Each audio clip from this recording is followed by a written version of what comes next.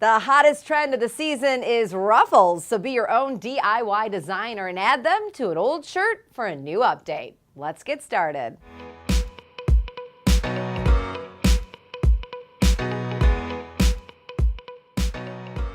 You'll need an old t-shirt, pre-made ruffle trim, or satin blanket binding and bias tape to make your own, pins, and a sewing machine.